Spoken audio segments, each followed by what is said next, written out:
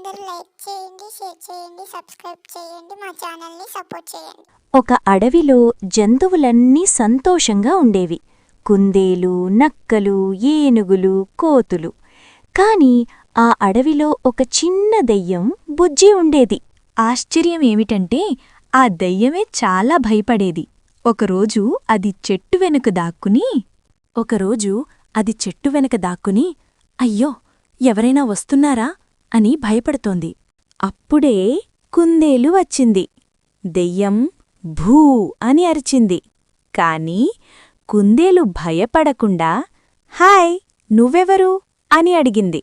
దెయ్యం షాకయ్యింది. అరే, నువ్వు భయపడలేదా అన్నది.